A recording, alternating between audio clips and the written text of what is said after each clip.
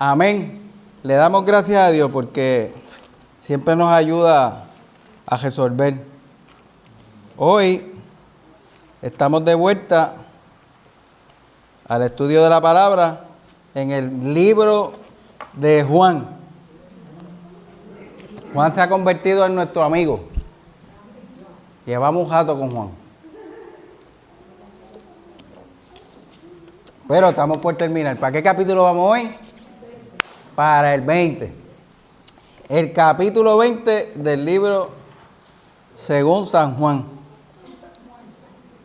Y damos gracias al Señor, ¿verdad? Porque en todo este tiempo hemos podido apreciar la palabra de Dios de una manera más distinta, más cercana, más objetiva, ¿verdad? Y la palabra de Dios es tan maravillosa que siempre que uno la estudia, aprende de ella. Mucho más cuando lo hacemos de una manera objetiva, más profunda, ¿verdad? Tratando de alcanzar mayor conocimiento en lo que Dios nos da a través de ella. Así que hoy, pues le damos gracias a Dios por la oportunidad. Junta la puerta para que no se pegue el abanico a la cortina. Le damos gracias a Dios por la oportunidad que nos da de reunirnos nuevamente. Al inicio, pues estaba la alarma esa, la alerta. Así que no sé si alguno no llegó por esa razón. El punto es que estamos aquí reunidos. Pues para los que no saben, hubo un terremoto, un temblor más bien, en Venezuela, de 7 puntos algo. 1. Y entonces, pues rápido empezaron las alarmas de que iba a haber un tsunami que iba a llegar hasta acá. No sonaron ni alarmas, es que pues estábamos comentando inicialmente de el mucho énfasis que le dan a las cosas que no saben si van a pasar o no, antes de que pasen, tú sabes.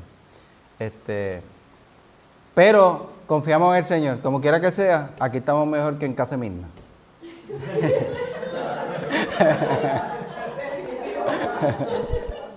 De hecho, ella sabe el camino, pues puede llegar hasta aquí. Si no, ella dice que su spot es la estatua de Colón, pero si no llega hasta allá, pues aquí te queda más cerca.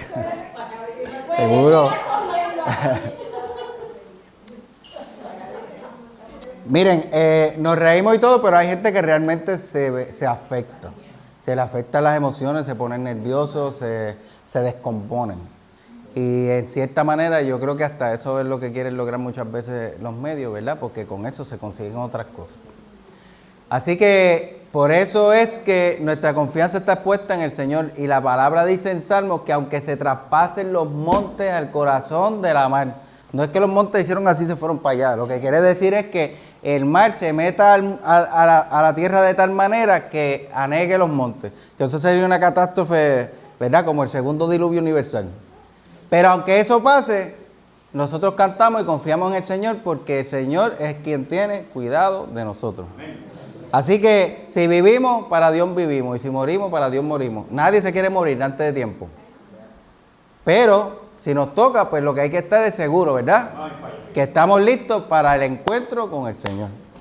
Y por eso es que estamos aquí, buscando que la palabra del Señor se haga cada día más real en nuestra vida y los propósitos de Dios se cumplan en nuestro ser, porque para eso es que estamos aquí.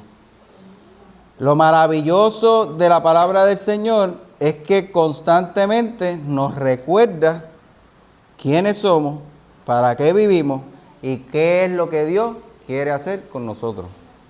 Y hemos visto a través del libro de Juan, ¿verdad?, que Cristo estuvo constantemente adiestrando a sus discípulos. Pero no era para que se quedaran siendo discípulos. Él los adiestró, Él les enseñó, Él se multiplicó en ellos, ¿verdad?, con la intención de que se convirtieran en sus testigos. Y hoy por hoy nosotros estamos aquí gracias a esa obra que Cristo hizo primero en sus discípulos y después que los discípulos, siendo testigos en el nombre de Jesús, pudieron alcanzar el mundo. Así que hoy el Evangelio del Señor ha llegado a nuestra vida porque mucha gente antes de nosotros ha llegado hasta exponer su vida, ¿verdad? Por predicar un evangelio que le transformó la vida a ellos. Y que de una manera u otra, el agradecimiento al Señor por transformar y cambiar su vida, les hizo dejar muchas cosas por ir a predicar el evangelio, como dijo Jesús. Hoy nosotros tenemos la oportunidad de ser testigos de Cristo, tal vez sin dejar tantas cosas como ellos tuvieron que hacerlo, ¿verdad? Y que tenemos campo misionero de más, porque todos nosotros tenemos amigos, conocidos, vecinos, familia, hijos, hermanos, que necesitan a Cristo. Y que la primera carta de presentación del Evangelio que tienen somos nosotros mismos. Por eso Jesús fue tan enfático en adiestrar a sus discípulos en la palabra, porque sabía que después que Él fuera elevado al cielo, los que quedaban para representarle directamente eran sus discípulos, que tenían que convertirse en sus testigos. Testigos presentes, oculares, fieles a lo que vieron y oyeron. Así que durante este libro, Juan ha estado certificando, y se lo dice uno que estuvo allí, que vio, que escuchó y que fue parte de. ¿Ves? Y eso es un testimonio poderoso. Y ese testimonio es el que cada uno de nosotros debe tener de Cristo en nuestra vida, ¿verdad? Porque mucho se escucha hablar de Jesús. Si yo voy a una barra y le pregunto a los que están allí, ¿tú crees en Dios? Me van a decir que sí. ¿Tú sabes quién es Jesús? Me van a hacer hasta la historia, ¿verdad? Pero eso no significa que realmente le conocen o tienen una relación con Él. Porque el que yo conozca a Cristiano Ronaldo no quiere decir que eres mi amigo. Bueno, no reaccionaron mucho, pues es un jugador de fútbol bien famoso, ¿verdad? Bien famoso, bien famoso. Así que yo lo conozco a Él, pero Él no me conoce a mí. Y esa no es la relación que yo quiero tener con Cristo, ¿verdad? Cuando yo digo que soy siervo de Cristo o cristiano, es porque yo tengo una relación con Él de tal manera que cuando yo hablo, Él me escucha y me responde.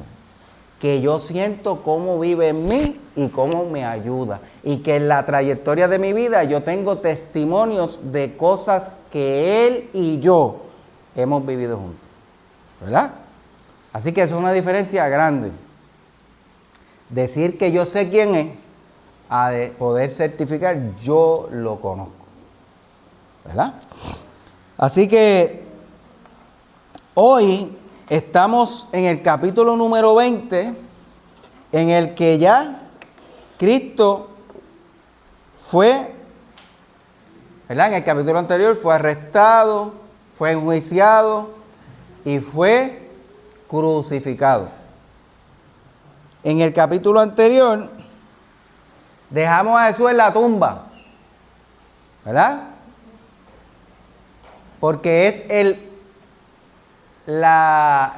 recuento, la historia de Juan, que fue testigo ocular, presencial, y que estuvo allí en todo momento en los datos que él cuenta, ¿verdad? Por eso es tan enfático en dejar saber que él estuvo presente. Así que estamos leyendo la historia de alguien que lo hace de primera mano. No es un chisme. ¿Usted se acuerda del jueguito del dibujo de la actividad de los padres? ¿Verdad? Que era lo que el dibujaba el de atrás, era lo que sentía el de frente y se lo pasaba al otro y el otro lo ponía en el papel. Y una cosa no tenía que ver con la otra, ¿verdad? Porque no había claridad en el proceso. Y eso pasa cuando usted hace o tiene relaciones de lejos, de oídas, usted lo que tiene es una vaga conexión que no le permite estar seguro de nada. Porque usted no es íntimo, no es personal, no es alguien que usted sabe que usted va a llegar a la casa y le van a abrir la puerta aunque sea a las 3 de la mañana. Porque para eso usted necesita una relación tal que le permita a usted primero la confianza de llegar a las 3 de la mañana a tumbarle la puerta a alguien, a menos que sea una emergencia, ¿verdad? Que uno, pues lo menos que piensa es en la cordura y vaya a hacer las cosas que debería hacer.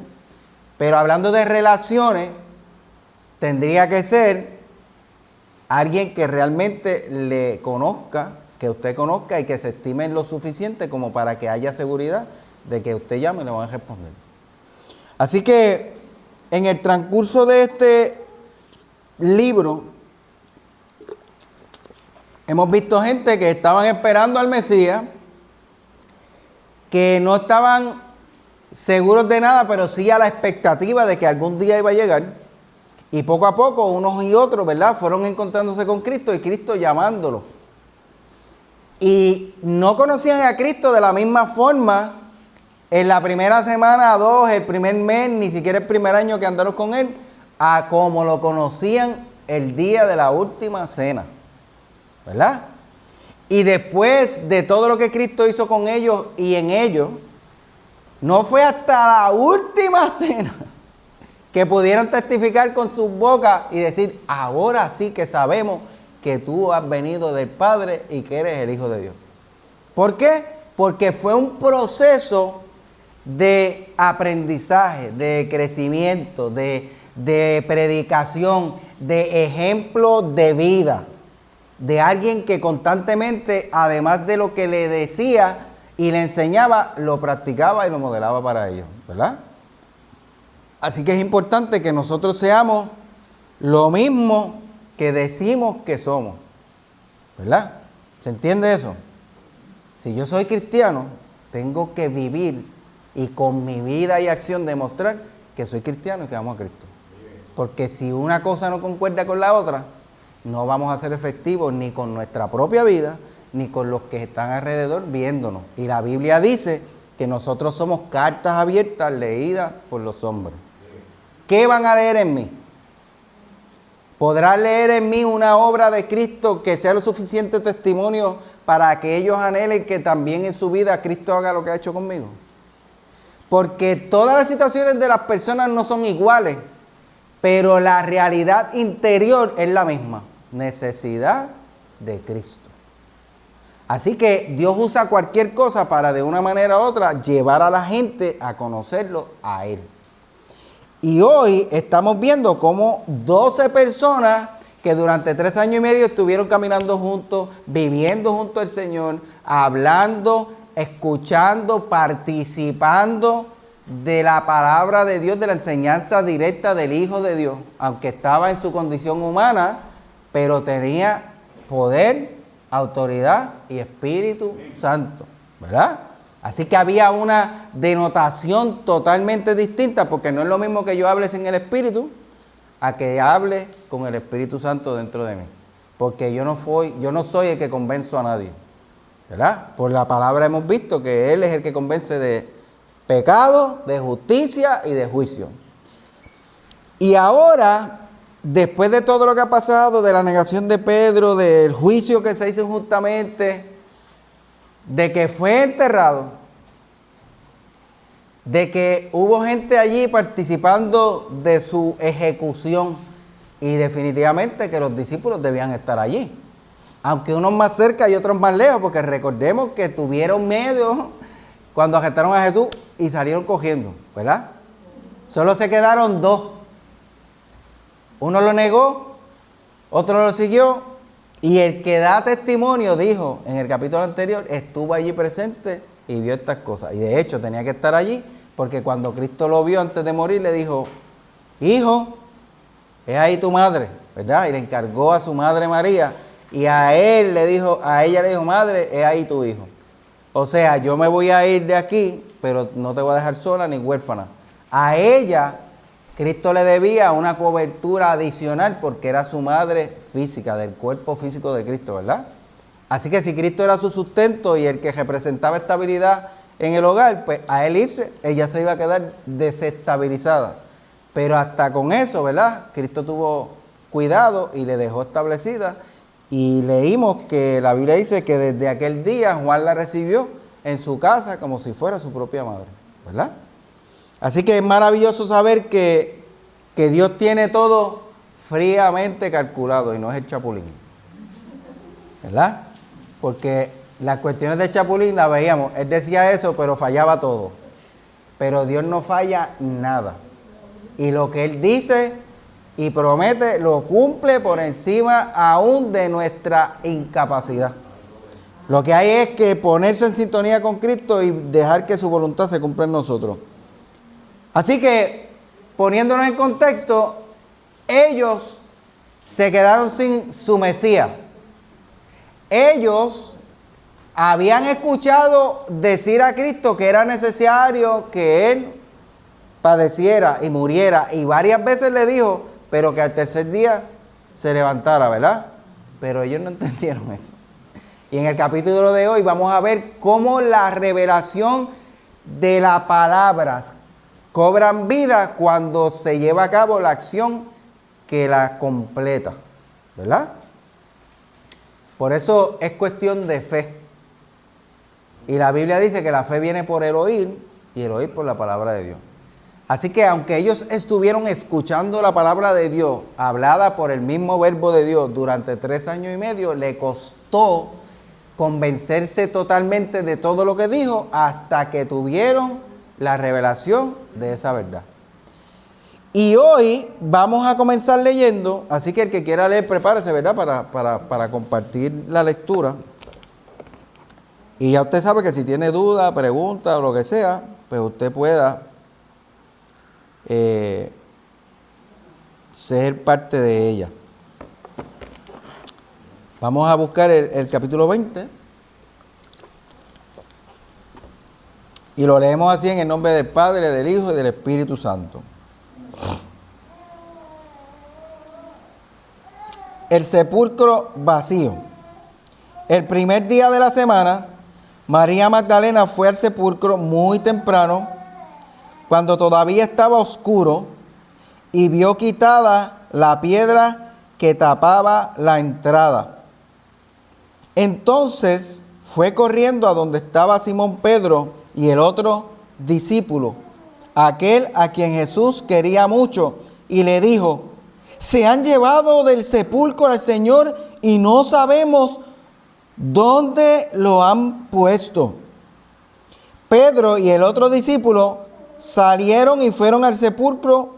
Los dos iban corriendo juntos, pero el otro corrió más que Pedro y llegó primero al sepulcro. Y hay varias situaciones que ya están ocurriendo, ¿verdad?, en esta situación.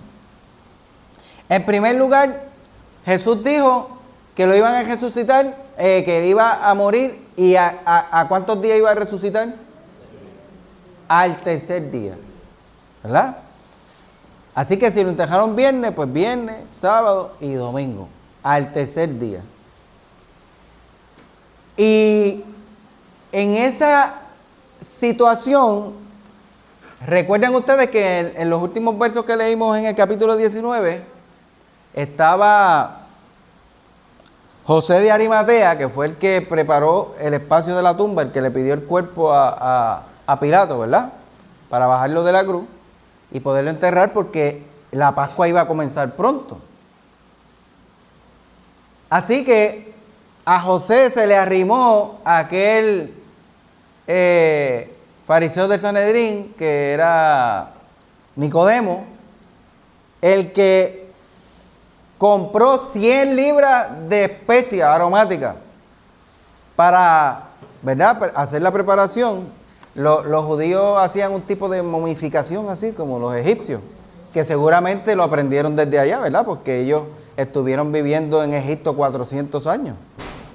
Así que esa idea de envolverla en un sudario, las demás cosas estéticas cambiaron, ¿verdad?, porque no hacían una tumba de oro, ni lo ponían en un sarcófago, ni nada de esas cosas, pero sí la idea de la preservación del cuerpo, ¿verdad?, porque cuando usted ve una momia, pues ¿qué? Un cuerpo, un cadáver envuelto en un montón de... ¿Cómo es que se llama eso? Las bandas esas que le ponen a la gente cuando se da un machucón. Ajá. Pues esas vendas que, ¿verdad?, lo ponían así, y después lo ponían así, y lo ponían así, y uno le llama momia. Pero uno piensa en momia y piensa en Egipto. Pero realmente, la manera en que en Oriente se hacía este tipo de preparativos, ¿verdad? Acuérdense que no había formaldehído ni nada de esas cosas que se usan ahora para limpiarle las venas de la sangre a los muertos y que dé tiempo para que los velen y todo ese tipo de cosas, ¿verdad? Ellos usaban su técnica para preservar el cuerpo y le ponían especias, ¿verdad? Para que la descomposición no fuera tan violenta, el olor. Pero allí hubo algo, y es que el proceso no se pudo completar totalmente porque pues iba a ser sábado ya, y recordemos que el sábado era el día de ¿qué? De reposo de los judíos. Pero los judíos no podían hacer nada, porque hemos discutido hasta la saciedad que caminar de aquí a casa de Mirna era permitido, pero no podía tener nada en los bolsillos, nada que me pesara, y si llegaba hasta a la capilla ya estaba pecando porque caminé de más, ¿verdad? Y todo este tipo de leyes exageradas que fueron los que los judíos con los que opagaron la ley divina. Resulta que la primera que fue a el sepulcro, ¿quién fue? María Magdalena. Y María Magdalena, pues, ¿verdad?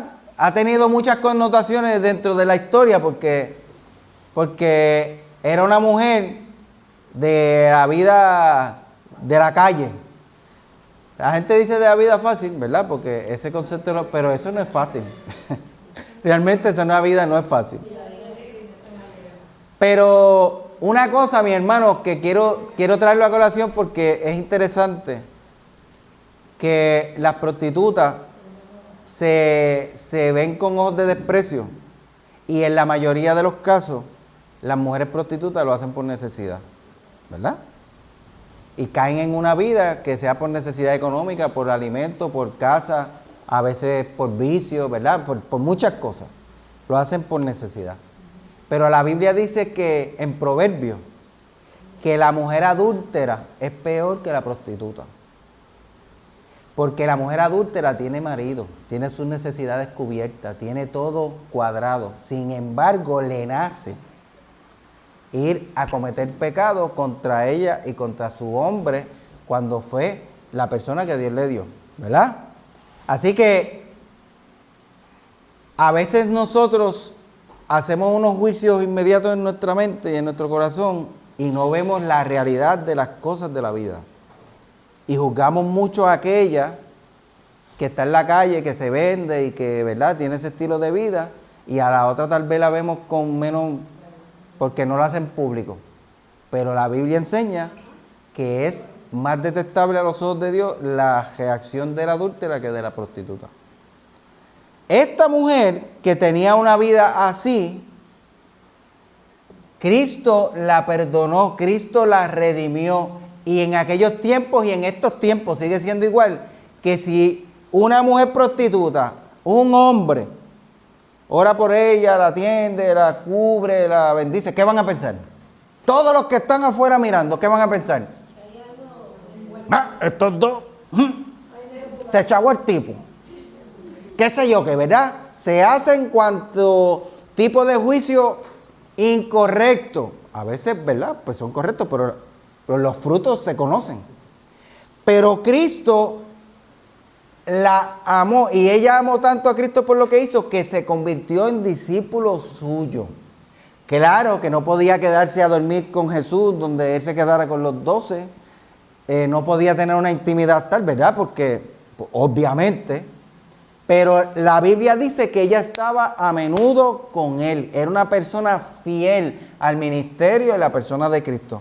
Así que como el trabajo de la terminación completa del proceso del entierro, ¿verdad?, no se pudo culminar completamente porque el sábado le cayó encima, la primera que fue a la tumba fue María.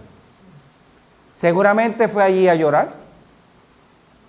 Seguramente fue allí a tratar de compensar, ¿verdad?, en alguna manera su corazón por dedicarle tiempo. Recuerden que tampoco era como ahora, que te la llevan a la casa y la ponen en el féretro y te dan un break para que tú tengas la catarsis y saques de adentro lo que, ¿verdad? No, no fue así. A él se lo llevaron, lo enjuiciaron y lo mataron. No hubo velorio que valga. Y de allí para la tumba. Así que en ese proceso de duelo, ella salió corriendo temprano en la mañana. Se acabó el sábado. ¡Fum! Era de madrugada, todavía estaba oscuro, pero empezó el otro día. Recuerden que estudiamos lo de las vigilias de la noche, la cuestión del canto del gallo y eso, ¿verdad? Así que a las 6 de la mañana comenzaba el otro día. Entre 4 y 6, que era la última vigilia. Quiere decir que ella salió corriendo para aprovechar el tiempo desde el próximo día y poder hacer su ejecución. Pero dice la Biblia que cuando ella llegó a la tumba, la encontró abierta. Así que ella llegó y como vio la tumba abierta, ella no se paró. Ella no hizo más nada. Ella reaccionó y salió cogiendo. ¿Y para dónde fue? Fue a donde estaba Pedro y Juan. Y Pedro, recordemos que lo último que leímos en el capítulo anterior, ¿qué fue? De Pedro. Que negó a Jesús. Por tercera vez, cantó el gallo y él se fue a llorar amargamente. Pero cuando vemos esto, quiere decir que él no se desentendió de Cristo. Él no se desapareció. Él habrá tenido su momento de arrepentimiento genuino y seguramente en la cruz él habrá tenido un proceso, ¿verdad? Que lo hizo permanecer. Porque ahora mismo, cuando ella regresó, fue a donde estaba Pedro y aquel discípulo a que Jesús quería mucho. ¿Quién era ese? Juan. Pero a Juan no le gustó decir y a mí, y conmigo, y yo. Así que hablaba en tercera persona sobre él. Ella dice, se han llevado del sepulcro al Señor y no sé dónde lo han puesto.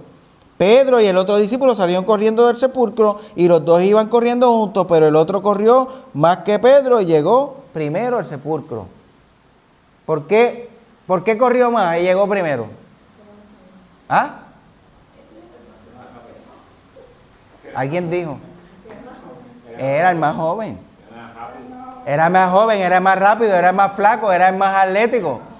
Era un muchacho, ¿verdad? Pedro ya era un hombre adulto. No es que era viejo, no dice exactamente las edades, pero Juan era un primito de Jesús, ¿verdad? Que era mucho más joven que los demás. Así que obviamente pues su condición física era mejor y era más liviano, así que tuvo la capacidad de correr, pasarle por el lado a Pedro y llegar primero. ¿Qué le quiero decir con esto? Miren lo que sucede. En el capítulo 4, los dos iban corriendo, versículo 4, perdón. Corrieron dos juntos, pero el otro corrió más que Pedro y llegó primero al sepulcro. Se agachó a mirar y vio allí las vendas, pero no entró. Él cogió, llegó a la tumba, hizo así. Vio las vendas, pero no entró, se quedó aquí, en la puerta, pasmado, como si se hubiera frisado, ¿verdad? Detrás de él llegó Simón Pedro y entró en el sepulcro. Él también vio allí las vendas y además vio que la tela que había servido para envolver la cabeza de Jesús no estaba junto a las vendas, sino enrollada y puesta aparte. Entonces entró también el otro discípulo. Ahora fue que entró Juan. Ahora. Entonces entró también el otro discípulo, el que había llegado primero al sepulcro y vio lo que había pasado. Pero miren lo que dice ahí. Y creyó. Así que aquí tenemos dos reacciones. Llegó el discípulo amado, el que había escuchado a Jesús, igual que Pedro. decir las mismas cosas. Es necesario que yo muera, pero al tercer día resucitaré. Derrumpen ese templo y yo lo levantaré en 3 días, dijo Jesús cuando estaba hablando del templo, ¿verdad? Refiriéndose a su propio cuerpo. Así que en un sinnúmero de ocasiones Jesús dijo e insinuó de qué manera iba a morir, pero que también iba a resucitar. Así que Juan y Pedro salen corriendo y Juan oye que María le dice, no, que la puerta de la tumba estaba quitada. Y eso a Juan le levantó una bandera. La puerta quitada. Así que sale corriendo. No dicen qué pasó, ni qué. Salieron corriendo. A lo mejor uno salió por una razón y otro por otra. A lo mejor Pedro antes de salir se llevó la espada y dijo, si alguien ha cogido al Señor, se la va a ver conmigo. Le corto otra oreja. Pero Juan iba corriendo a tal velocidad que él quería estar seguro de que lo que María estaba diciendo era verdad, porque había algo diferente en su corazón. Así que el que está dando testimonio aquí está diciendo, a lo mejor va corriendo, no puede ser, no puede ser, no puede ser. Y llega y cuando mira ve la tumba que está vacía. No acaba de entrar porque él recibió un golpe. Seguramente él está procesando afuera. Y eso no lo dice la Biblia, pero lo digo yo, ¿verdad? Entendiendo lo que está pasando, porque hay una determinación distinta. Porque la palabra dice, se agachó a mirar, vio allí las vendas, pero no entró. Detrás de él entró Pedro y entró en el sepulcro. También vio allí las vendas. Además vio que la tela que había servido para envolver su cabeza, o sea, el sudario, lo que se ponía arriba, no estaba junto a las vendas, sino enrollado y puesto aparte. O sea, que allí el que bregó con las vendas era una persona bien ordenada que hizo su cama antes de irse. ¿Verdad? Porque no fue que dejó un revolú, ni fue que alguien vino y se lo robó el cuerpo y lo desenvainó y se lo llevó. No, allí pasó algo diferente. Porque las vendas estaban en su lugar y el sudario, nadie que abra los ojos con unas vendas en la cabeza puede ver, ¿verdad? Pues, ¿qué te necesitas hacer? Pues quitarte las vendas.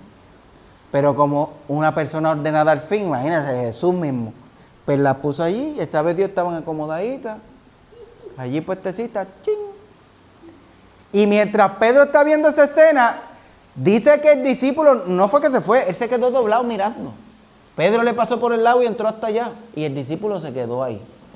Pero entonces entró también el otro discípulo, el que había llegado primero al sepulcro y vio lo que había pasado y creyó. Pero todavía no habían entendido lo que dice la Escritura, que él tenía que resucitar. Luego aquellos discípulos regresaron a su casa. Así que yo me imagino la conversación que tenían de camino. ¿Tú viste eso? Y Pedro a lo mejor pensando, ¿qué habrá pasado? Porque María dijo que alguien se lo llevó. Y Juan estaba diciendo, no, pero es que yo creo que eso fue lo que él dijo. No estoy seguro, pero yo creo que sí, porque no, pero es que no había nadie allí. Y Juan diciéndole, sí, pero tú no viste que las vendas estaban bien puestecitas en su lugar y el sudario está bien acomodadito. Si alguien se lo roba, a lo mejor no dejan nada y se llevan el cuerpo entero, y si lo van a quitar las vendas, las desbaratan todas y hacen un jeguero allí. Así que pudo haber, ¿verdad?, una diferencia de pensamiento entre ellos, pero la Biblia certifica, porque es el mismo que está escribiendo, que este discípulo creyó. Yo no sé cómo pasó, yo no sé cómo no fue, pero yo lo que sé es que lo que él dijo parece que se cumplió, porque esto no es normal, definitivamente no es normal. Así que de esa manera llegaron hasta su casa, o al lugar donde se estaban quedando, ¿verdad? ¿Quién quiere leer? Vamos para 11. Pues usted. Jesús se aparece a María Magdalena. Ajá. María se encontraba llorando fuera de la tumba y mientras lloraba se agachó y miró adentro. Vio a 2 ángeles vestidos con vestiduras blancas, uno sentado a la cabecera y el otro a los pies, en el lugar donde había estado el cuerpo. Pausa. Miren lo que pasó. Vamos reconstruyendo la escena. Ella fue la primera que fue a la tumba. Vio la piedra quitada y salió cogiendo y llegó a donde estaba Pedro y Juan y le dijo, mira, que abrieron la tumba y alguien se llevó a Jesús, yo no sé dónde lo han puesto. Estos dos salen cogiendo, pero ella va detrás. Lo que pasa es que no llegaron a la misma vez. Así que mientras ellos están verificando, María fue a informar el infortunio. Yo fui a la tumba a llorar a Jesús y veo que un charlatán lo profanó y profanó la tumba y se llevó el cuerpo y yo no lo veo. Y ella está en su dolor. O sea, la agonía de María era superior porque ella nunca entendió lo que pasó. Ella quería ir a cumplir el duelo, ¿verdad? Y a rendirle honores a Cristo a la tumba, pero el cuerpo no estaba allí. Entonces, en su cabeza lo que había era un desastre, porque ahora, ¿dónde estará? ¿Y cómo yo voy a saber? Y no, o sea, es como si alguien hubiera profanado una tumba, ¿verdad? Obviamente, aquella tumba, como decía el capítulo 19, era una tumba en piedra, o sea, era una cuevita nueva que nunca nadie había usado eso, ese tipo de tumba era de gente adinerada, porque había que hacer un trabajo, era un roto en la piedra, era otras condiciones, ¿verdad? No era un simple boquete en la tierra y tíralo ahí y tápalo, ¿verdad? Pero María llega al lugar, entonces se quedó afuera mientras Pedro y Juan entraron a la tumba. Ellos dos se van y ella está afuera.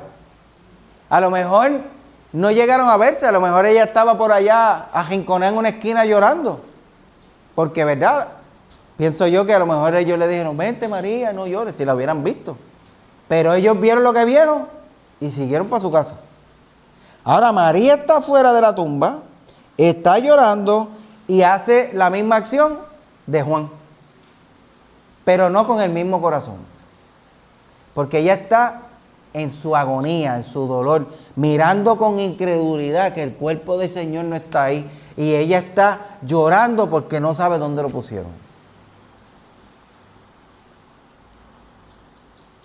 Vio Dios dos ángeles vestidos de blanco, uno a la cabecera y otro a la piecera. Así que María, en su situación particular, tiene la primera experiencia sobrenatural. Después de que Jesús resucita, la recibió María. ¿Quién fue la primera que fue allí al sepulcro?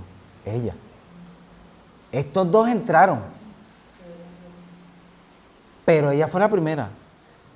Así que ellas pudieron, los ángeles pudieron haber llegado antes, pero no fue a Pedro y a Juan que le dieron el mensaje. Así que miren lo que aconteció. El 12, el 13, perdón, sí. Apreciada mujer, ¿por qué lloras? Le preguntaron los ángeles. Porque se han llevado a mi Señor, contestó ella, y no sé dónde lo han puesto. Dio la puerta para irse y vio a alguien que estaba de pie allí. Era Jesús, pero ella no lo reconocía. Apreciada mujer, ¿por qué lloras? Le preguntó Jesús. ¿A quién buscas? Ella pensó que era el jardinero y le dijo, Señor, si usted se lo ha llevado, dígame dónde lo puso, y yo iré a buscarlo. Pausa. Mire qué cosa más increíble. Ella también anduvo con Jesús mucho tiempo. Sin embargo, ahí nos están presentando un panorama increíble, increíble. Así de profundo puede ser el dolor y la pena en el corazón de una persona que le nubla los ojos y el entendimiento de tal manera que no puede ver ni lo que está delante de sus ojos. No lo reconoció. Miren, le pregunta a los ángeles, y no dice que ella se alegró ver los ángeles ni que se impresionó. Ella estaba sumida en un dolor tan profundo que aquella escena sobrenatural, ¿verdad? Ella no le afectó en su espíritu, no la movió. No dice, y a María se le pararon los pelos. Y suspiró y dijo, ¡wow! ¡Dos ángeles! No, ella no podía apreciar lo que estaba pasando allí porque ella estaba dentro de una gloria que está ocurriendo. Ahora llegan dos ángeles del cielo a certificar lo que ha acontecido. Ella no puede verlo, no puede entenderlo, no le produce nada. Su humanidad estaba totalmente sumergida en el dolor más profundo y la agonía, de tal manera, estaba tan supradeprimida que no pudo apreciar lo que estaba pasando delante de sus ojos. Pero no solo con eso. Vio a Jesús, pero no sabía que era Él. ¿Cómo no va a saber que es Jesús si llevaba tanto tiempo conociéndolo? Jesús le preguntó, mujer, ¿por qué llora? ¿A quién busca? Ella, pensando que era el jardinero de ese jardín, dice, Señor, si tú te lo llevaste, dime dónde lo has puesto para que yo vaya a buscarlo. O sea, está hablando con él y no se da cuenta que es él. Nosotros los seres humanos podemos ser engañados por nuestros sentimientos, por nuestras emociones, que el diablo va a aprovechar para sumergirnos en un hoyo profundo y negro. Y que no podamos ver a Cristo delante de nosotros, que tiene la mano extendida para sacarnos de ahí, sencillamente porque nos dejamos caer en el dolor, en la agonía y en la mentira de que nunca vamos a salir de ahí. Y Dios está con su mano extendida diciendo, coge mi mano, cógela para yo sacarte, cógela si estoy aquí. Nunca me he ido de aquí. Pero necesitamos nosotros reaccionar. Así que María es un ejemplo de cualquiera de nosotros que en algún momento de la vida hemos estado sumergidos en dolor, en pena, en angustia, en una necesidad tan profunda que pensamos que Dios se olvidó de nosotros, que no tenemos escapatoria, que no hay forma de que salgamos de ahí, que no hay forma de que la situación que estamos viviendo se termine porque caemos en el hoyo que nadie nos va a sacar. Como si se hubiera acabado la esperanza. Y María tiene la esperanza y por la razón que llora delante de sus ojos y no lo reconoce. Valga que ella dice, al principio dice la escritura en el 11, María se quedó fuera junto al sepulcro llorando. Y llorando como estaba para mirar adentro, vio los dos ángeles. ¿Usted ha tenido algún dolor profundo alguna vez que haya llorado y llorado? De esas veces que sus ojos no paran de botar lágrimas, que hay un desconsuelo tan profundo en su corazón que usted siente que la vida se acabó, que el mundo se terminó y sus ojos no paran de llorar. ¿Usted ve bien cuando los ojos están así de llenos de lágrimas? No hay forma. Eso es como querer mirar a través de un cristal cuando está lloviendo bien copiosamente, que se ve así como todas las siluetas distorsionadas porque el agua es tanta que nubla la vista. Pues muchas veces leemos este pasaje y no podemos pensar que María estaba tan sumergida en su dolor, pero con la vista tan llena de lágrimas, que seguramente ella vio los ángeles y no vio ni que eran ángeles, pensó que eran dos personas que pues le están preguntando y aparece un tercero. A lo mejor ella no estaba ni mirando a Jesús, porque ella está en su agonía, ella está en su dolor. Jesús se le para de frente y ella está ahí llorando. De tal manera que por no ver quién era, pensó que era el jardinero del lugar. Y a lo mejor llorando siguió hasta mirando para abajo. Y si miró para arriba a lo mejor no vio porque obviamente sus ojos estaban tan cargados de lágrimas y de dolor que no podían ver. De esas veces que a usted le hablan y usted está en lo suyo tan profundo que dice, no, sí, bueno. Y ni mira a la persona, ni le habla como debería, ni le atiende porque usted está sumergido en un dolor. Esa era la situación de María. Pero esa situación estaba a punto de cambiar. Amén. Así que el próximo, pero el 16, ¿verdad? Sí. María, dijo Jesús. Ella miró hacia él y exclamó, Raboni, que en hebreo significa maestro. No te aferres a mí, le dijo Jesús, porque todavía no he subido al Padre, pero voy a buscar a mis hermanos y dile, voy a subir a mi Padre y al Padre de ustedes, a mi Dios y al Dios de ustedes. María Magdalena encontró a los discípulos y les dijo, he visto al Señor, y les dio Pausa. Miren. Dos cosas interesantes. A lo mejor los ojos nuestros no pueden ver, pero si nuestro espíritu está alerta, cuando escucha la voz de Dios, tiene que reaccionar. Porque una cosa es que yo esté sumergido en mi vida. Fernando está aquí hoy. Y Fernando ha luchado en su vida, ¿verdad? Para mantenerse en pie. Pero hasta hace poco volvió a escuchar la voz de Dios. Y le dijo que sí. Y eso hace que cambien todas las cosas en nuestra vida. Porque una cosa es saber que Dios está ahí, pero yo me hago el sordo. Y otra cosa es que yo decida escuchar la voz de Dios y cuando Él me llame, yo reaccionar. Esa mujer había escuchado a Jesús tantas veces, tantas prédicas, tantos mensajes compartidos con Él, porque ella lo amaba profundamente. La Biblia dice que al que más se le perdona, más ama, porque tiene más agradecimiento en sí mismo, porque sabe cuántas cosas Dios le ha perdonado y cuánta misericordia ha tenido con Él. Así que yo espero, Fernando, que tú ames a Jesús más que yo, pero como de aquí al techo. Amén. Porque Dios ha sido bueno contigo, como lo ha sido con todos nosotros, ¿verdad? Pero esto fue un cambio instantáneo. Ella está en su mundo, ella está en su dolor. Imagínate, María llevaba seguramente desde que cogieron preso a Jesús llorando. Así que pasó el viernes. El sábado fue testigo de la crucifixión de Cristo. Y todavía esa noche siguió llorando. Así que ¿quién va a llorar, a dormir bajo esa situación, verdad? Que las noches se vuelven intensas, inmensas, largas, no se terminan. Y ella no fue a la tumba a reírse, ella fue a seguir llorando. Así que en su profundo dolor está sumergida de tal manera que viéndolo no ve. Pero hay algo que ocurre cuando la voz de Dios interrumpe nuestro pensamiento, interrumpe nuestro silencio. Hay un cambio, hay un choque, algo tiene que ocurrir. Y la respuesta fue inmediata. Jesús le preguntó: mujer, ¿por qué lloras? ¿A quién buscas? Ella, pensando que era el ordenado, dijo: si te lo llevaste, dime dónde lo pusiste para yo buscarlo. Jesús se dio cuenta: esta no me ve. Y estoy aquí, pero no me ve.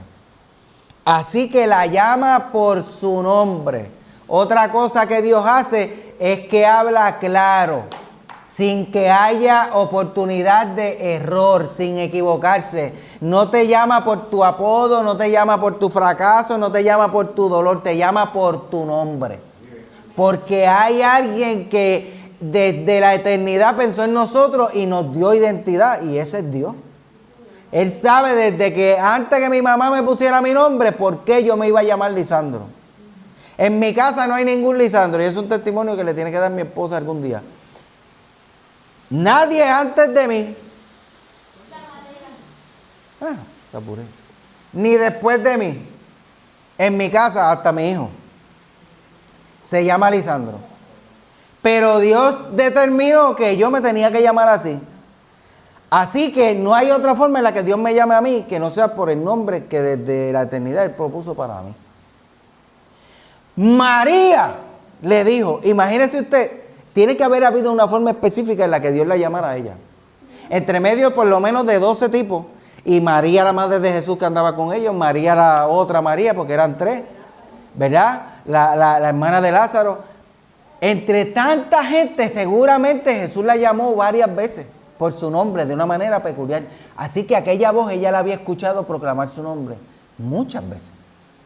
Y a la que escuchó de los labios de aquel que ella no sabía quién era, llamarla por su nombre, ella reaccionó al instante porque esa es la voz de Cristo. Esa es la voz de Jesús. Y automáticamente dice que dijo Raboni, que quiere decir maestro. De una. No hubo que traducirle ni buscar otra cosa. Fue instantáneamente. Jesús le dijo, no me retenga, porque todavía no me he reunido con el Padre. Pero ve y dile a mis hermanos que voy a reunirme con mi Padre y su Padre, con mi Dios y su Dios.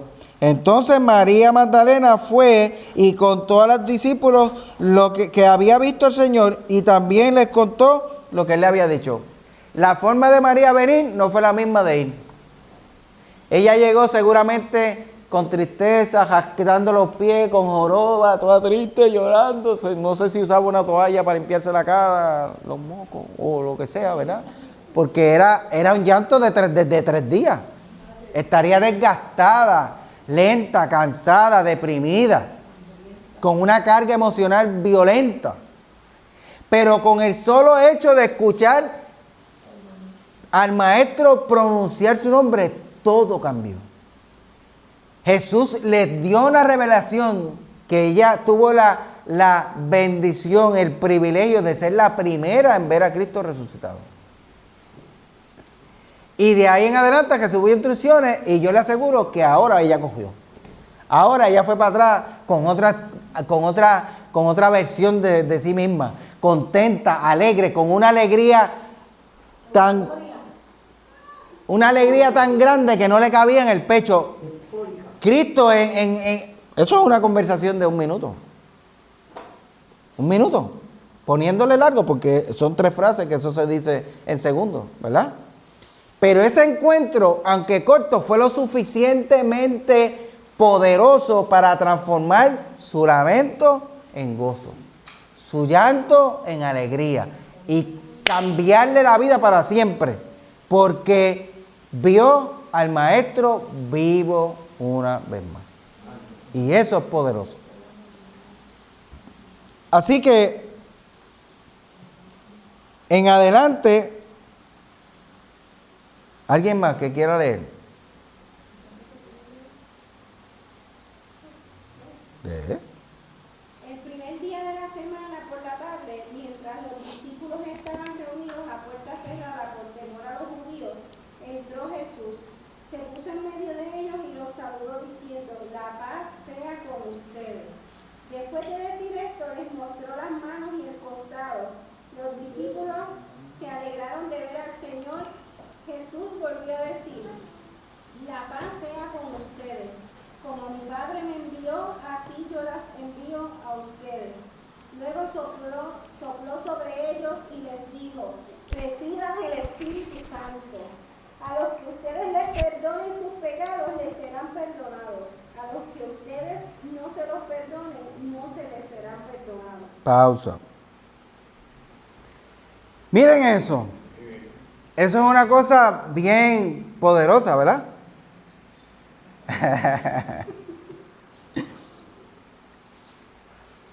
María fue la portavoz. Juan había creído, pero no estaba seguro. Y Pedro estaba preguntándose qué habría pasado y quién fue, ¿verdad? Porque lo último que habló con María fue que ella le dijo que alguien se lo llevó y no sabía dónde lo habían puesto. Y aunque salieron juntos con las dudas de que, bueno, pero es que estaban puestas las cosas así en orden. Y seguro Juan estaría diciendo: yo creo que él resucitó. Pedro estaría diciendo: nada, ¿qué va a hacer? Eso fue que alguien se lo robó y si yo lo cojo. ¿Verdad? Pero resulta que María fue la primera evangelista. La primera que predicó el evangelio como Cristo resucitado. Tuvo el privilegio de estar allí, escuchar a Cristo, verlo por primera vez. Y dice que al llegar la noche de aquel mismo día, o sea, no fue que Cristo fue rápido. Cristo se tardó un rato en ir. Al llegar la noche de aquel mismo día, el primero de la semana, los discípulos se habían reunido con las puertas cerradas por miedo a las autoridades. Jesús entró poniéndose en medio de ellos, en medio de los discípulos, diciendo: paz sea a ustedes. Y esa escena. En primer lugar, Jesús no fue de inmediato, ¿verdad? A María le dio tiempo de hablar, de testificar, porque seguramente volvió para donde estaban Pedro y Juan. Y en la tarde ya estaban todos reunidos. No eran ellos dos nada más. ¿Nunca alguien de ustedes se ha preguntado dónde estaba Jesús? ¿A dónde fue? ¿Qué hizo en ese rato? ¿Ah? No. El Jesús resucitado ya no oraba. No. Él volvió a su estado original. Bueno, la Biblia dice que él no resucitó como ser humano. ¿Tú puedes traspasar las paredes? Sí. No, ¿verdad? Sí. Ah, pues Cristo no era como tú y como yo cuando resucitó. Sí. ¿Ah? Sí. Bueno, vamos a ver. Porque después cuando Tomás le dice que él le dice, Exacto. No, pero está bueno. Así aprendemos, ¿verdad? Porque Fernando está hablando de que es espíritu. Y su cuerpo era espiritual, pero no era un fantasma. Son dos cosas diferentes, ¿verdad? Así que vamos con calma. Miren lo que dijo, Jesús le dijo a María: no me retengas, porque todavía no he ido a reunirme con mi Padre. Así que Jesús tenía una asignación antes de representar, de ver a cualquiera otro. Jesús llegó a donde estaba María sencillamente por el amor y la misericordia que le tenía. Y tuvo la deferencia de ir a donde ella antes de cumplir con el Padre para sacarla de su dolor, de su pena, de su angustia.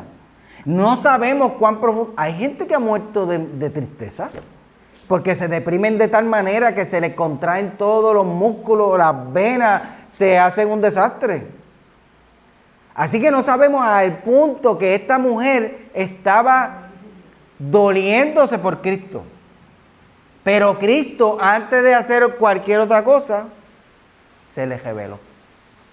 Y mientras ella iba de camino y hacía trabajo de evangelismo y empezó a testificar de Cristo y le dio break a ellos para reunirse, Cristo fue a presentarse delante del Padre. Porque Él se lo dijo en la sección anterior: tranquila, no me retenga, no me aguante aquí, que tengo que ir a un sitio primero. Pero en lo que yo voy, ve a decirle a ellos. Miren, hay algo bien interesante que el comentarista escribió y yo lo quiero leer para ustedes. Porque esto tiene un issue, ¿verdad? Hay gente que no, que si lo agajó, no, que si lo tocó, no, que Jesús le dijo, no me toques, no, que por qué sería. Bueno, hay varias teorías, porque no es que hay nada concreto, pero hay un pensamiento que fue bastante profundo y razonable, ¿verdad? Que lo quiero compartir con ustedes. Y él escribía: se ha sugerido que el griego, que es realmente una traducción inexacta del original arameo. Así que esta Biblia que yo tengo está más cerca del original griego. Por eso es que dice: no me retenga. Hay otras versiones que dicen: no me toque. Ajá, está bien, pues. Por eso es que le digo que hay varias. Hay otras que dicen: suéltame. Pero él lo que está diciendo es el siguiente: es verdad que Jesús hablaba en arameo y no en griego, y que lo que dice Juan aquí es la traducción de lo que dijo Jesús. Se sugiere que lo que Jesús dijo realmente fue: no me retenga, que fue como dijo la versión que yo tengo, ¿verdad? Sino antes de que yo vaya a mi Padre, entonces ve a decirle a mis hermanos. ¿Ves? Mientras yo hago esto, ve tú a decirle a mis hermanos. O sea, sería como si Jesús hubiera dicho: no te detengas tanto abrazándome con el gozo de tu nuevo descubrimiento. Ve a darle la noticia a los demás discípulos. Puede que sea esta la mejor explicación. El imperativo griego es un imperativo presente y en estricta literalidad. O sea que literalmente dice o quiere decir: deja de agarrarme. Es posible que Jesús le estuviera diciendo a María: no sigas sujetándome egoístamente para ti sola. Dentro de poco vuelvo a mi Padre. Antes quiero pasar con mis discípulos el mayor tiempo posible. Ve a darle la buena noticia a todos para que no perdamos nada del tiempo que ellos y yo podemos compartir. Porque Jesús no se iba a quedar con ellos para siempre. Solo eran unos pocos días más. Y termina diciendo así que se obtiene un sentido excelente, y de hecho eso fue lo que María hizo. O sea, que ella se gozó, lo agajó, se le tiró en los pies, lo apretó, lo besó, y Jesús le dijo: muy bien, ya sabes que estoy aquí, pues tranquila, te lo disfrutaste, pues dame un break. En lo que yo voy a donde mi padre, ve tú y cuéntale a mis hermanos, a mis discípulos, que yo resucité, que tú me viste, sírveme de testigo y dile que yo pronto voy a estar con ellos porque quiero compartir de nuevo. Así que imagínese usted la felicidad que tenía esa mujer que llegaría gritando como una loquita: ¡He visto a Jesús! ¡He visto a Jesús! ¡Y lo toqué! ¡Y le abracé los pies! ¡Y él me habló! Imagínese, yo no sé cómo usted lo ve, ¿verdad? Pero después de un dolor tan inmenso por la pérdida de su maestro, de su Señor, verlo resucitado, estar con él, ella sola, no se vuelven a mencionar los ángeles, ¿verdad? Fue una interacción íntima entre ella y Jesús. Y él le permitió acercarse. Imagínese, ¿qué haría usted? Bueno, yo salgo cogiendo y me le trepo en el cuello y lo abrazo y me... Y nadie es que una persona tan importante que se le muere y resucita, no, usted se va a quedar así como chévere.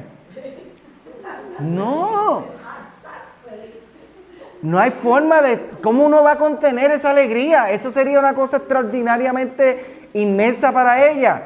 Así que reacciona de esa manera y seguramente Jesús ahí: mamita, mira, está bien. Ya, tranquila, sí soy yo. Usted vio el pejo que entró así, con el jabo, y el loco, güey. Esa alegría, así. Pues Jesús calmándola: sí soy yo, ya, sí, mira, escúchame. Tengo que ir a donde mi padre, pero en lo que yo voy allá, ve a donde los demás y dile que me viste, que estoy vivo. Sírveme de testigo. Ve y cuéntale que yo voy hacia ellos a reunirme. ¡Maravilloso! Así que ellos están ahora reunidos en un cuarto. Aquella misma noche, los discípulos se reunieron con puertas cerradas porque tenían miedo. A Jesús lo arrestaron. Eso fue antier. No que va un mes, fue antier. Así que pueden estar por ahí buscándonos a nosotros para arrestarnos también. Y las puertas eran con trancas, pues estaban bien trancas, crácata, para que no entre nadie aquí. Así que hasta a lo mejor la mandarían a callar: baja la voz, nena, que te van a escuchar. Y nosotros estamos aquí incógnitos. Y María: sí, lo que pasa es que cuando grito yo no voy. Es una cosa, es que tiene que ser impresionante, ¿verdad? Así que fue un evento. Y Jesús, bueno, es dramático, pero yo estoy metiéndome en el papel de ella porque es que no estamos hablando de cualquiera, estamos hablando de Cristo. Y este Cristo que ella vio no era el mismo Cristo que murió. Así que tenía que estar tan hermoso. Jesús entró y poniéndose en miren, es que el escrito está hecho como para que tú entiendas y lo veas. Los discípulos se habían reunido con las puertas cerradas. O sea, no hay forma de que nadie entre aquí porque esto está trancado. Por miedo a las autoridades. Y Jesús entró y poniéndose en medio de los discípulos y le dijo: paz a vosotros. Paz a vosotros. Imagínense esto. Jesús está... O sea, todo está trancado. Es como que usted le ponga 20 cejojos y tranca a la puerta de su casa y usted está ahí tranquilo y de momento aparece este tipo de frente y diga: la paz sea a ustedes. Pues no te calles de entrante, ¿qué es esto? ¿Dónde tú saliste? O sea, la primera reacción sería como que de susto, porque él entró y se puso en medio de ellos. ¿Por dónde entró? ¿De qué manera? Lo que pasa es que ahora la cosa era diferente. ¿Que por dónde entró? Pregunta Joel. Que si por la ventana. No entró por la ventana. Él era Dios. Y ahora ya había dejado los días de su carne atrás.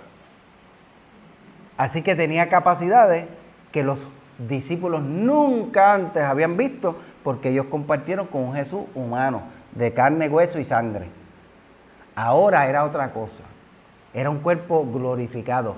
Era algo superior a lo que usted y yo tenemos y al cuerpo que él tuvo en los días de su carne. Dice la Biblia: Jesús entró, se puso en medio de ellos y le dijo: paz a ustedes. ¿Tú te quedaste ahí o leíste más para abajo? Yo leí hasta el 22. Ah, ok, cierto. Entonces, dicho esto, ¿tú ya leíste? Ah, ok. Dicho esto, les mostró las manos y el costado, y ellos se alegraron al ver al Señor. Luego Jesús les dijo otra vez, paz a ustedes. Como el Padre me envió a mí, asimismo yo los envío a ustedes. Y sopló sobre ellos y les dijo, reciban el Espíritu Santo. Miren qué maravilloso. Esto está resumido en 2 o 3 líneas ahí, ¿verdad? Pero yo me imagino que entonces la euforia de María se le pegó a los discípulos. Porque no era que se iban a quedar así sentaditos tranquilos. ¡Ay, mira quién llegó Jesús! ¡Qué chévere! No, ellos se habían vuelto locos y salieron cogiendo para encima de él. Y juntarle a Jesús, y esto, y lo otro. Y era una fiesta, porque su maestro, por el cual estaban llorando, por el cual estaban asustados, por el cual le habían dicho tantas cosas que ellos no entendieron, se estaba haciendo realidad delante de sus ojos. Y el que ellos habían testificado, porque lo vieron clavado en una cruz. A lo mejor estaban mirando a María. No, esta se bebió algo. Esta yo creo que pasó por la esquina de allí. Pasó por la esquina de allí y le vendieron un bizcochito de esos que traen cosas. Porque ella sola fue la que lo vio.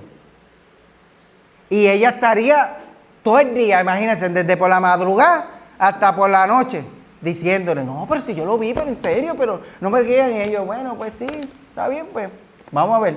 Y al ratito ella volvería, no, pero chico, pero en serio, mira Juan, pero si yo te digo, ¿tú me entiendes? En esa cuestión de hacerles ver que lo que ella no, yo no estoy loca, ya yo no estoy llorando, ahora lloro de felicidad, no es de tristeza, yo lo vi.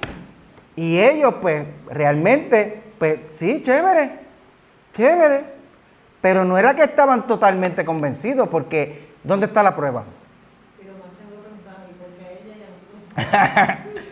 Podían haber muchas cosas en la mente de ellos. La realidad es que no estaban tan seguros ni tan crédulos porque por miedo estaban trancados. Así que hay detalles que uno tiene que ver y entender, ¿verdad? Pues que su corazón no está totalmente tranquilo. Pero entonces Jesús vuelve a decirle, así que hasta que se calmaron, hasta que volvieron en sí, hasta que pudieron controlarse, ¿verdad? El del gozo y la alegría. Entonces Jesús vuelve y le dice, paz a ustedes. Así que estaban descontroladitos.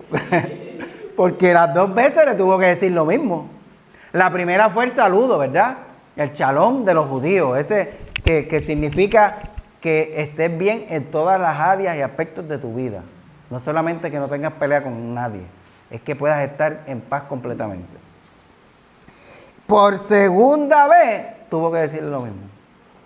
Paz a ustedes.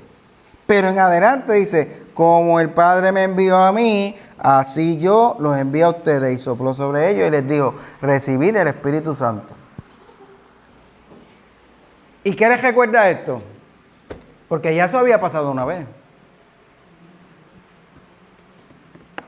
¿Alguien recuerda en qué otra vez Jesús sopló sobre los discípulos del Espíritu Santo? Sí, pero eso fue después. Aquí es días antes de que eso pasara. Dime. Aquí nadie se equivoca, estamos aprendiendo. ¿No se acuerdan? Ok, eso no está específicamente en este libro, pero en los otros evangelios está. La Biblia dice que Cristo envió a los 70 de 2 en 2 para que fueran a las aldeas vecinas y prepararan el camino para él ir a ministrar, ¿verdad? Y soplaba sobre ellos el Espíritu. Y ellos iban allá y después viraron atrás a darle fuimos aquí, fuimos allá. Y empezaron a decirle, Jesús, pero está brutal, mira, en tu nombre echamos fuera demonios. Y los demonios se nos sujetaban en tu nombre. Y ellos así con guille, como, chacho, qué brutal. Y Jesús le dijo, ¿tú te emocionas por eso? Emociónate porque tu nombre está escrito en el libro de la vida. ¿Ves? Así que este acto de Cristo no era ajeno a los discípulos. Porque anteriormente Él había soplado el Espíritu. Y una cosa es soplar el Espíritu y otra cosa es lo que ocurrió, como mencionan ellos, en el aposento alto a los 120. Aquello fue el cumplimiento de la promesa del Espíritu Santo viviendo dentro de los creyentes. Este soplo de Espíritu es una compañía cercana del Espíritu Santo dirigiendo la vida de la gente. Que a los discípulos, obviamente, en ocasiones anteriores lo hizo porque los envió a hacer misiones especiales en el nombre de Jesús. Así que una cosa es tener el Espíritu Santo adentro, viviendo contigo, y otra cosa es que el Espíritu Santo te acompañe, que son dos cosas diferentes. Y explico esto porque, ¿verdad? Todas estas cosas tienen importancia. Cuando usted y yo no éramos creyentes, ¿quién nos convenció de pecado, de justicia y de juicio? ¿Pero estaba dentro de ti? No. ¿Por qué? Porque Él siempre está en todas partes. Acordémonos en la palabra de Dios en Génesis, decía, en el principio creó Dios los cielos y la tierra. Y la tierra estaba desordenada y vacía. Y el Espíritu de Dios se movía sobre la faz de las aguas. Así que el Espíritu siempre ha estado presente con Dios.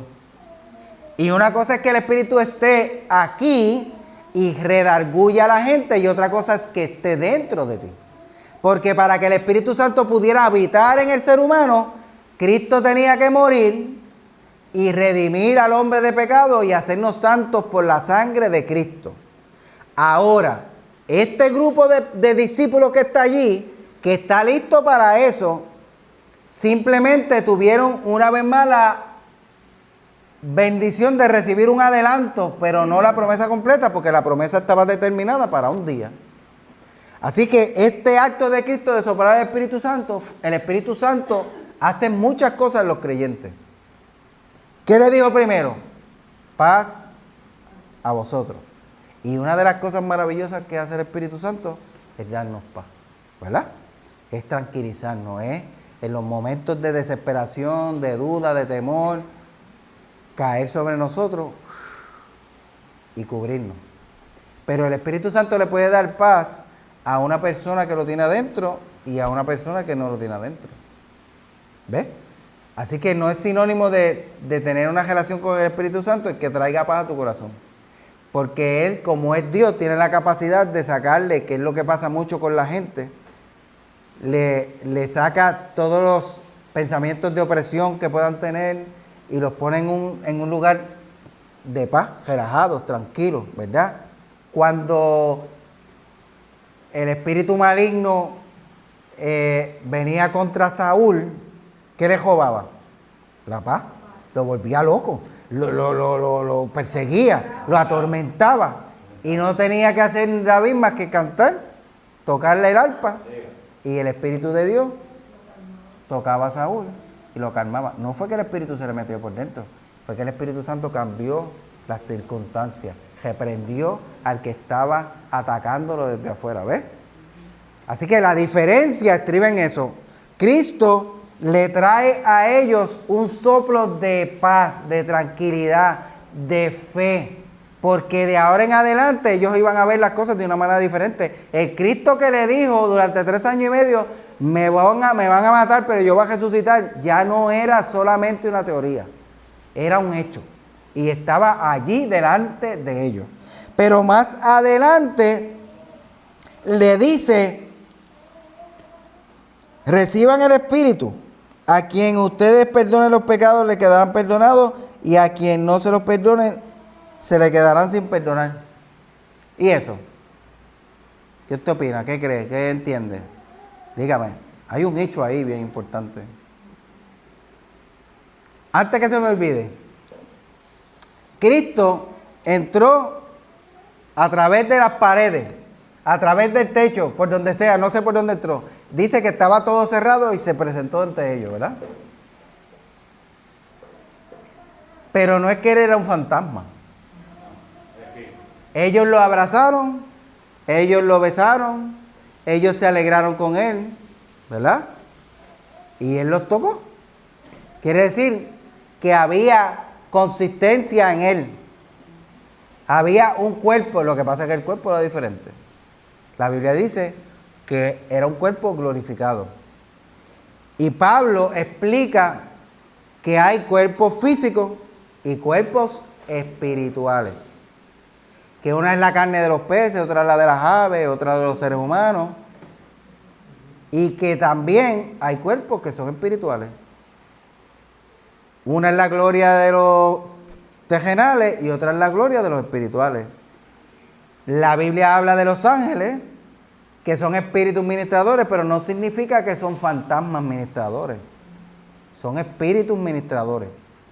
Pero la diferencia estriba en que los cuerpos espirituales tienen la capacidad de tener materia, pero la materia no se sujeta a lo material de este mundo. Si me explico. Cristo, María lo tocó y lo abrazó y se le cogió de los pies y no fue un fantasma, porque entonces habría otra historia aquí, ¿verdad? Ellos seguro lo abrazaron, lo besaron, lo tocaron, ¡ah! y no vieron otra cosa. Ahora, definitivamente usted y yo no podemos traspasar las paredes. Pues hay una gloria de algo que es sobrenatural, que domina el espacio, el tiempo y la materia que nosotros conocemos. Y eso es algo que es de otra dimensión, del espíritu, de lo que es Dios. Así que Cristo, en su reaparecer a su primera iglesia, vamos a decir, porque los discípulos se convirtieron en eso, está dando un ejemplo de lo que tú y yo vamos a hacer cuando Cristo venga y seamos llevados al cielo. La Biblia dice que vamos a ser transformados y que nuestro cuerpo va a ser semejante, no como el de Cristo, semejante al de Él, ¿verdad? Así que Cristo es primicia de los que resucitaron y se presentó y dio ejemplo y testimonio de quién es Él y de lo que hace en nosotros. Ahora, en adelante, Cristo no vuelve a ser un ser humano de carne y hueso. De hecho, cuando Él acabó y dijo consumado es, dejó de ser el humano que era. Así que más adelante podemos dar una clase bien profunda de eso, porque Cristo aparece durante toda la Biblia. Lo que pasa es que se llama Jesús desde el Nuevo Testamento en adelante, ¿verdad? Pero Él está presente desde la creación hasta el Apocalipsis. Porque desde antes de la fundación del mundo y por Él y para Él se crearon todas las cosas. Así que, amén. Pero que quede eso claro en nuestro corazón y en nuestra mente. Cristo no resucitó siendo un ser humano. Cristo resucitó con una diferencia grande entre Él y nosotros. Por eso fue llevado al cielo y no vuelve para atrás. Y la Biblia dice que carne y sangre no heredarán el reino de los cielos. Amén. Así que apunten eso para que en adelante, cuando vayamos a hacer otros temas de clase, ¿verdad? Pues lo podamos traer. Ahora, los pecados les serán perdonados a los que ustedes se los perdonen y a los que no se los perdonen. No, ninguno de nosotros como ser humano tenemos autoridad de perdonar pecados. Eso solamente le toca a Dios.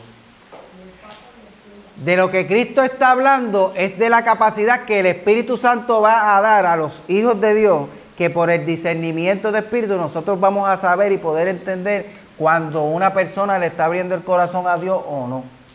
Y cuando se lo cierra y no va a recibir perdón de pecado. Porque si yo voy a ministrarle a Héctor a la casa, que pues nunca conoció a Cristo, ¿verdad? Y tiene un zafacón de pecado como los que yo tenía. La actitud de Héctor hacia el Evangelio me va a dejar saber a mí, si Dios le va a perdonar los pecados o no. Porque si él se arrepiente y se humilla, ¿qué dice la Biblia? Que el que se arrepiente y se aparta del pecado, alcanza misericordia. Por lo tanto, yo le puedo garantizar a Héctor, si él se humilló y se arrepintió, que alcanzó la misericordia de Dios, porque no soy yo el que se lo promete, es la palabra de Dios. Así que yo puedo ministrarle con la convicción de que él ha sido perdonado y decirle, tus pecados te son perdonados, Dios te limpió, Dios te restauró. Oramos el otro día por Fernando y pudimos hacer esa oración porque cuando tú confiesas con tu boca que Jesucristo es el Señor y que Dios le resucitó de los muertos y lo acepta como tu Salvador y te vuelves a Cristo, ¿qué sucede? Que el que se vuelve a Cristo, nueva criatura es, las cosas viejas pasaron y aquí todas son hechas nuevas, ¿verdad? Así que constantemente lo que Cristo le está diciendo a ellos es, lo que tú viste que pasó conmigo, ahora tú lo vas a ver y vas a saber. Porque cuando yo estaba en la tierra, yo le prediqué a todo el mundo. Unos me aceptaron y otros me rechazaron. Pero los que me rechazaron no pueden recibir perdón de pecado. Porque simplemente cejaron su corazón a Cristo. Los que me aceptaron, sus pecados le van a ser perdonados. O le fueron perdonados ya, ¿verdad? Depende. Así que por el contrario, si Héctor se cierra, no quiere aceptar a Cristo, no hay forma de que deje el Espíritu Santo entrar y se tranca, que yo no quiero a Cristo, que váyanse para allá, que no me interesa, no ore por mí, que yo no quiero saber del Evangelio. Yo no puedo decirle responsablemente, Héctor, tus pecados te fueron perdonados por Cristo, porque Él mismo está renegando del amor, de la misericordia y del perdón de Dios, ¿verdad? Así que explico esto, ¿por qué? Porque sabemos que hay religiones a las que la gente va donde el cura, por ejemplo, y el cura le perdona los pecados, como si él no tuviera un zafacón más, ¿verdad? Que sería lo mismo que pasaba en el Antiguo Testamento, cuando el sumo sacerdote tenía que purificarse para ir delante de Dios a presentar los pecados de todo el pueblo, pero tenía que presentarlos del primero, ¿me entiendes? Así que, ¿qué función va a hacer un hombre entre medio de Dios y la gente cuando yo soy un pecador que merezco la muerte y voy a poder perdonarle los pecados a otra persona? No, eso solamente lo hace Dios. Por lo tanto, que quede claro que de lo que Cristo estaba hablando es de la capacidad que próximamente iban a recibir de poder predicar la palabra y ver la reacción de un corazón que se humilla para perdón de pecado y de otro que rechaza el perdón de Dios para perdición. Lamentablemente, pues todavía eso se ve, ¿verdad? Pero Dios, que sabe todas las cosas, hizo esta obra poderosa en ellos. Así que vamos a la última parte. Tomás, uno de los 12 discípulos al que llamaron el gemelo, no estaba con ellos cuando Jesús llegó. O sea, esa primera vez, él no estaba allí. Después los otros discípulos le dijeron, hemos visto al Señor. Pero Tomás le contestó, si no veo en sus manos las heridas de los clavos, y si no meto mi dedo en ellas y mi mano en su costado, no lo podré creer. O sea, el tipo estaba cejado. No importa lo que tú digas. Tú puedes estar loca, la tristeza te puso mal, ustedes estaban todos, no sé, pero yo tengo que ver para creer. Y que muchos hemos criticado eso, ¿verdad? Como si fuera fácil. Que yo estuve allí y vi cuando lo clavaron en la cruz, y vi cuando se murió, y vi que lo enterraron. ¿Cómo tú me vas a decir a mí que no tengo derecho a no creer? ¿Verdad? Ciertamente, al igual que los demás discípulos, él había escuchado, él había visto, pero no hay pecado en querer estar seguro. No hay ningún pecado en eso. Porque Dios conoce el corazón de cada uno de nosotros.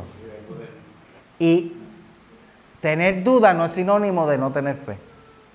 Tener duda es no estar satisfecho con lo que hasta ahora tengo. Y quiero más hasta que conozca la verdad completa, que me disipe toda duda. ¿Qué le pasó a María? Pues María tuvo duda de la resucitación de Cristo, porque ella estaba llorando y eso no era una opción en su mente y en su corazón. Había llanto, dolor y pesimismo. Y no es hasta que Cristo le llama por su nombre que ella reaccionó. Los otros seguramente tampoco estaban muy crédulos con María. Yo creo que esta se le aflojó un tornillito o algo. Pero cuando Cristo se aparece, cambian todas las cosas porque ya la prueba viviente está allí dando fe de que es verdad. Pero se perdió el evento porque no estuvo allí. ¿Por qué sería que no estuvo? ¿Verdad? Porque eso es un hecho que Juan lo especifica. Tomás dijo, si no veo en sus manos las heridas de los clavos y si no meto mi dedo en ellos y mi mano en su costado, no podré creer. Y estuvo así por una semana más. Porque el próximo versículo dice, 8 días después, los discípulos se habían reunido de nuevo en una casa, o sea que no era la misma de la anterior, y esta vez Tomás estaba también. Tenían las puertas cerradas, pero Jesús entró, se puso en medio de ellos y los saludó diciendo, paz a ustedes.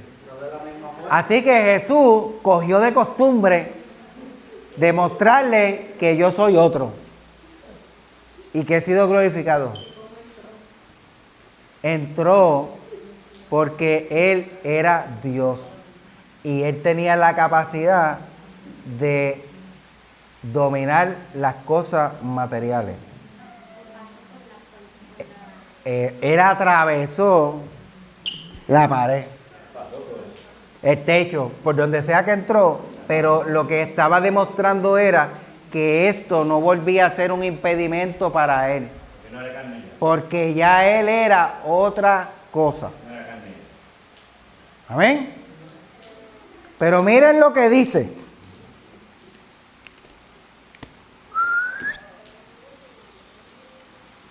Paz a ustedes. Luego dijo a Tomás, mete aquí tu dedo y mira mis manos y trae tu mano y métela en mi costado. ¿Jesús lo había escuchado? ¿Lo escuchó? Lo escuchó porque él no fue, él no adivinó, él no fue, le dijo, ¿qué fue lo que tú dijiste? Que tenías que meter la mano y los dedos. Pues ven, dale. Mira, aquí está, dale, mete los deditos, tócame. Pero miren lo que dice. Métela, mete aquí tu dedo y mira mis manos y trae tu mano y métela en mi costado. No seas incrédulo, cree. Tomás entonces exclamó, mi Señor y mi Dios. Mi Señor y mi Dios, de una vez, reaccionó como María, ¿verdad? No hubo que explicarle nada más. Sencillamente, él lo que necesitaba era estar 100% seguro de que era Cristo. Y es maravilloso creer por el testimonio de otros, pero más maravilloso creer es por nuestra propia experiencia. Tener experiencias con el Señor cambian y transforman nuestra vida para siempre. Porque no es lo que Dios hizo con aquel, es lo que hizo conmigo. Es lo que yo viví con Él. Es como Él se me reveló a mí. Y eso nadie nos lo puede robar, ni siquiera el mismo diablo. Porque el testimonio de otro, a lo mejor yo lo puedo cuestionar. ¿Será verdad? ¿No sería que eso era un truco y que hicieron esto, aquello, lo otro? Yo creo que eso es embuste. Pero cuando te pasa a ti, y es tu propia experiencia, y tú eres el testigo de ti mismo de que eso fue así, ¿quién te va a quitar eso? ¿Quién te lo va a quitar? No hay forma de que sea quitado.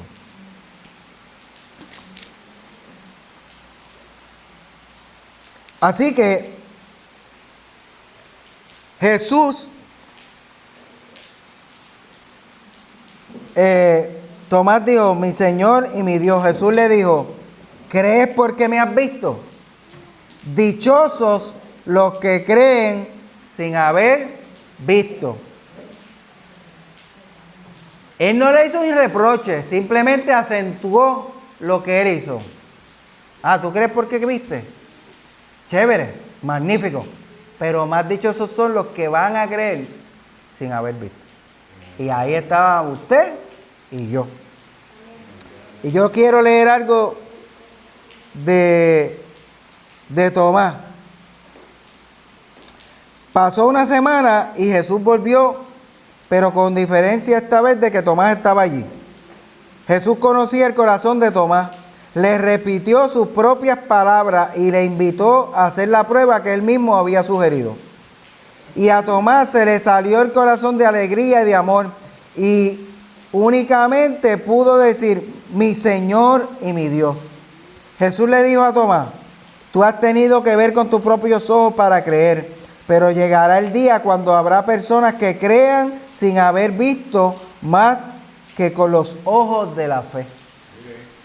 Así que Cristo le está hablando una enseñanza de su propia reacción y le está profetizando que usted y yo, a partir de ahí, íbamos a ser parte de ese grupo que iba a creer sin ver.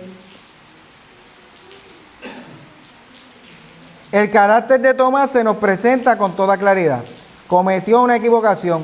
El retirarse de la compañía de los discípulos que habían compartido con él lo mejor de sus vidas. Buscó la soledad y por no estar con sus camaradas se perdió la primera visita de Jesús.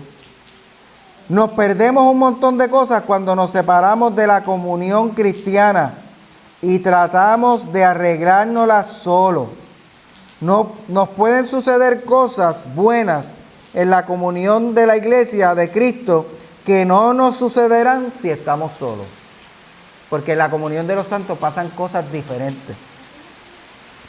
Cuando llega el dolor y la aflicción nos envuelve, a veces tendemos a encerrarnos en nosotros mismos y a rechazar el encuentro con otras personas.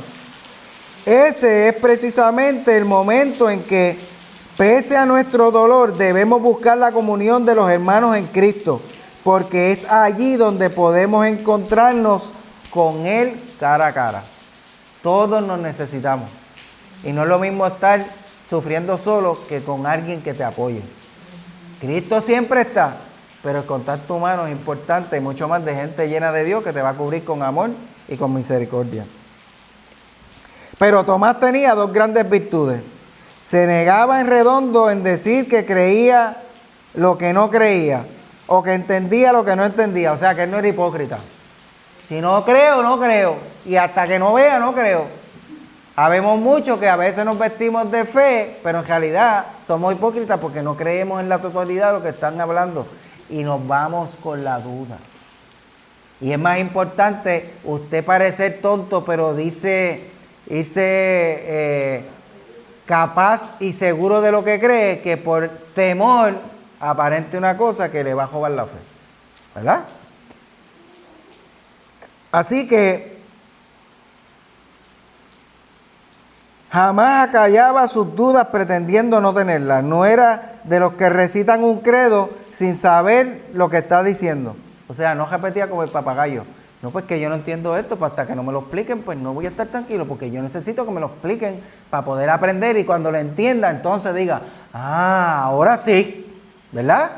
Y eso es un acto responsable, porque si yo voy a enseñar una cosa para adelante, yo debería entenderla bien antes para poder enseñarla como es. Y no meter las patas, ¿verdad? Porque entonces voy a ser yo el perjudicado y voy a perjudicar a mucha gente más. Así que no era de los que recitan un credo sin saber lo que está diciendo. Tomás tenía que estar seguro y eso no se lo pueden reprochar. Hay una fe más auténtica en las personas que insisten en estar seguras que la que repite rutinariamente cosas que no han pensado nunca. Literal. Porque eso es como el papagayo, te lo aprendiste de memoria, hiciste una botella, pero nunca lo has meditado ni lo has puesto en tu corazón. ¿Verdad?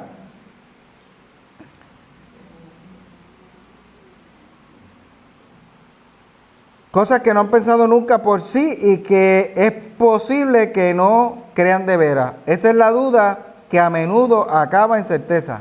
La que duda, pero pregunta y busca hasta estar seguro de que lo que piensa es verdad. La otra gran virtud de Tomás era que cuando estaba seguro no se quedaba a la mitad del camino. Mi Señor y mi Dios, dijo. Esa no fue una confesión a media, sino la más compleja del Nuevo Testamento. No era uno de esos que le echan aire a las dudas para practicar una especie de acrobacia intelectual. Dudó hasta llegar a la seguridad, y una vez que llegó se rindió totalmente a la certeza. Cuando una persona alcanza la convicción de que Jesucristo es el Señor, venciendo sus dudas, llegará a una seguridad que no puede alcanzar la que acepta las cosas sin pensarlas. Definitivamente. Hemos dicho y enseñado que nuestra fe no es una fe tonta, sino que tiene lógica y razón. Y que hemos creído porque Dios se ha hecho realidad en nuestras vidas. Hemos visto su mano. Y cuando Él se acercó a nosotros, tocó nuestro corazón, nos enseñó cómo estábamos y que necesitábamos de Él y nos rescató. Amén. Así que es importante que nosotros podamos reconocer que tener duda no es malo. Lo malo es quedarse con ella. Si usted tiene duda, busque la respuesta. Muchas veces Dios te la puede decir directamente de la palabra. Otras veces mientras estás orando. Otras veces puede usar a alguien para traerte una instrucción a la vida. Las reuniones de la congregación de los santos es precisamente porque unos a otros nos enseñamos, nos alimentamos. La prédica que yo pueda dar, el testimonio que usted pueda dar, lo que Dios hizo en su vida. Tantas cosas que de tantas maneras Dios usa para administrar a nosotros. Y en medio del proceso, Dios se revela y se manifiesta entre nosotros de una forma distinta a lo que lo hace cuando usted y Él están solos. ¿Verdad? Yo no me comporto con mi esposa de la misma manera cuando estamos en público que cuando estamos en privado. Porque hay cosas que se comparten y hay otras que son solamente para nosotros.